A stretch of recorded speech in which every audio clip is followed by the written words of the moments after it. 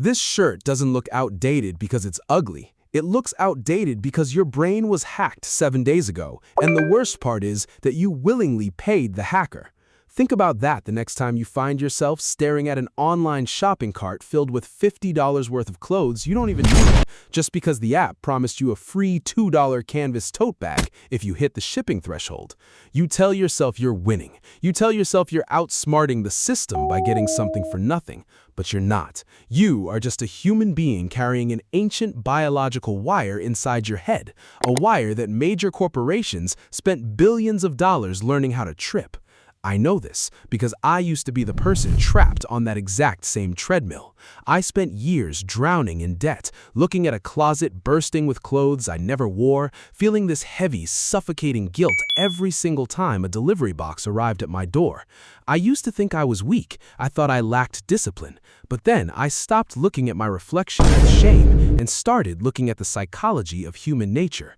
We are going to break down the exact 3 psychological traps that keep you locked in this endless cycle of buying, feeling guilty, and buying again. The final trap we discuss is the most dangerous one because it isn't just draining your bank account right now, it is quietly shaping how you handle your personal relationships, your career, and your self-worth. And if you stay with me until the very end, I'm going to share the exact mental framework I used to break free from this matrix, an emotional circuit breaker that will completely change how you look at a free offer ever again. Let's start at the very surface, the thing you can actually feel happening in your body when you scroll through these apps. It's the constant, overwhelming sensation that everything you own is suddenly obsolete. You bought a jacket last Tuesday. You loved it. Then, this morning, you open an app or scroll through your feed, and that jacket suddenly feels like a relic from a past decade. Why does that happen? It happens because of a phenomenon known as the hedonic treadmill. That is a psychological term for the human tendency to quickly return to a relatively stable level of happiness, despite major positive or negative events or changes in our lives. In plain terms, it means your brain cannot maintain the high of a new purchase for very long. When you click buy, you get a massive spike of dopamine, the chemical in your brain associated with anticipation and reward. But dopamine isn't the molecule of satisfaction, it's the molecule of craving. It doesn't care about what you already have, it only cares about what is next. Brands like Zara and Shein don't actually sell clothes, they sell microdoses of dopamine. They intentionally release thousands of new styles every single week so that your brain never has a chance to stabilize. They create a manufactured sense of novelty. The moment you see something new, your current possessions are cast into the shadow of the old, and that dopamine drop feels like a mild form of withdrawal. You aren't buying a new shirt because your old one is worn out. You're buying it to cure the emotional low that the app itself created. It is a closed-loop system designed to make you feel perpetually left behind. But that is just the emotional trigger. The real trap closes when they introduce the concept of the free gift. This is where we drop deeper into the funnel of human manipulation, moving from your neurochemistry to your deepest evolutionary survival instincts. Have you ever wondered why you feel an intense, almost physical discomfort when someone buys you a coffee and you can't immediately buy them one back? Or why when a waiter brings you the check at a restaurant and drops 2 tiny, cheap mints on the little tray, you suddenly feel compelled to leave a much higher tip? Psychologists call this the reciprocity norm. It is a deeply ingrained social rule that says we should repay in kind what another person has provided for us. In everyday language, it means human beings are biologically hardwired to hate the feeling of being in psychological debt.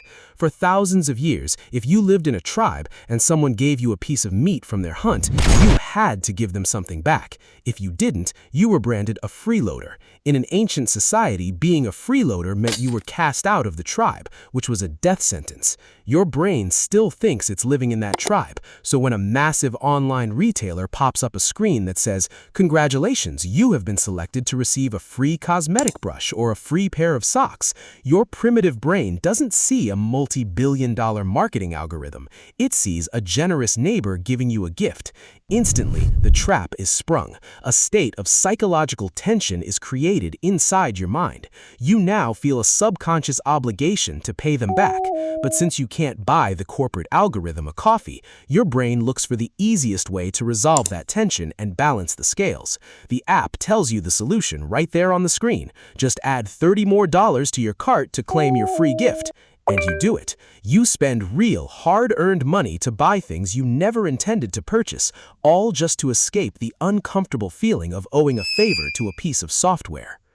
This brings us to the third and most sinister layer of the funnel, the place where your logic completely breaks down and actively works against you. It's called cognitive dissonance. This is the mental discomfort that occurs when a person holds two contradictory beliefs, ideas, or values at the same time. In our context, it's the war between two thoughts in your head. The thought that says, I need to stop spending money on junk, and the thought that says, but I really want this free gift and that cool shirt.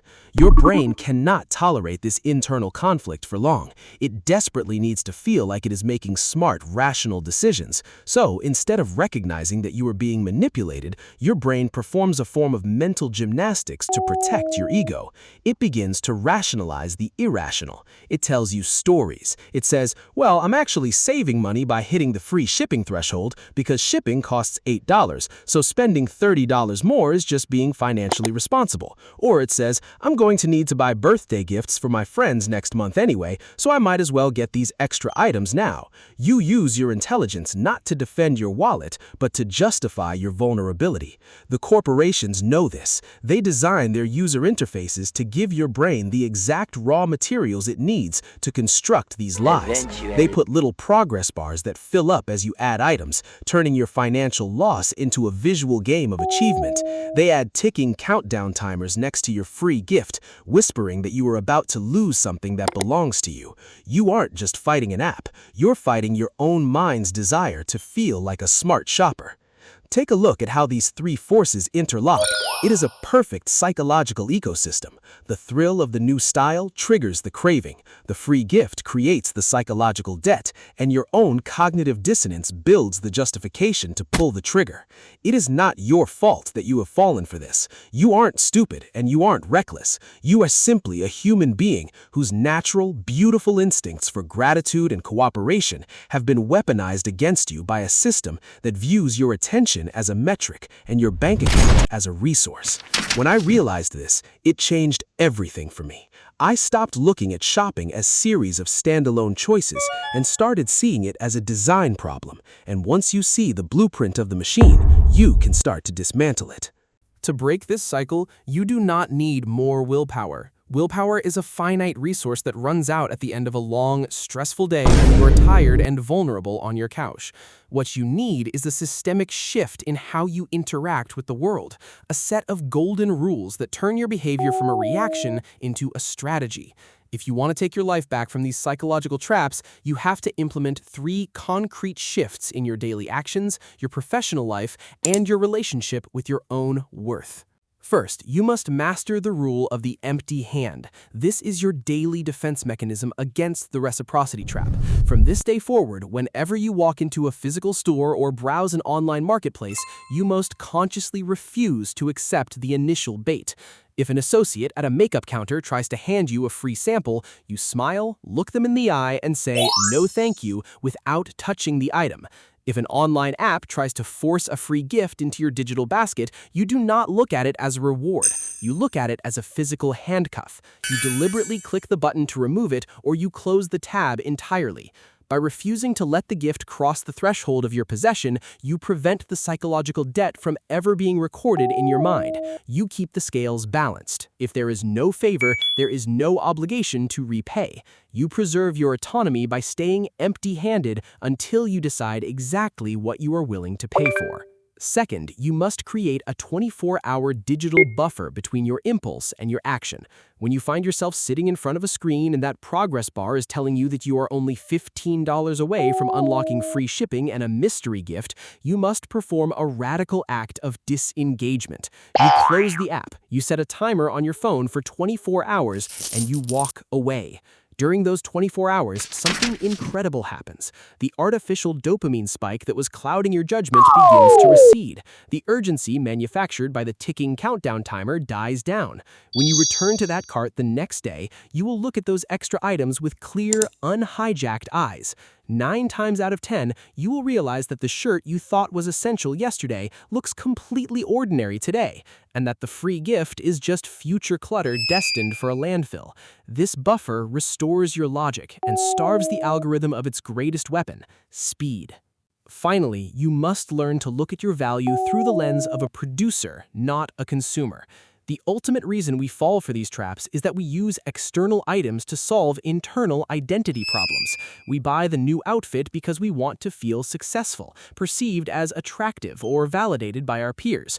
But true leverage comes from understanding these psychological triggers so deeply that you stop being the one who is influenced and start being the one who influences.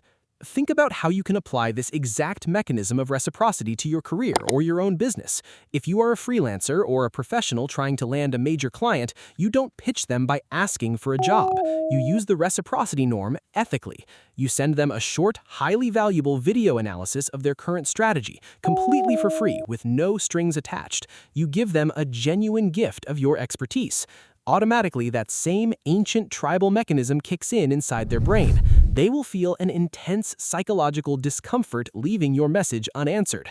They will feel an implicit obligation to repay your generosity, often resulting in them booking a formal meeting or hiring you for a larger project.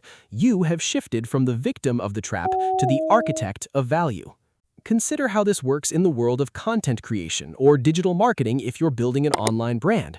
Instead of begging people to subscribe to your channel or buy your digital course, you give away your absolute best secrets in your free videos.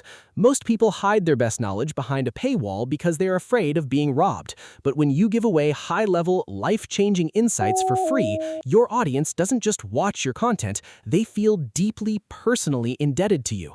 They will watch every video, share your work with their friends, and eagerly buy your products when you finally launch them, not just because the product is good, but because they want to support the person who helped them for nothing. You build an army of advocates by being the first to give. Even in your personal relationships, this mindset changes how you connect with people. If you want to build a deep bond with someone you admire, don't ask them for a favor to get their attention. Offer them a small, thoughtful act of support when they least expect it, without asking for anything in return.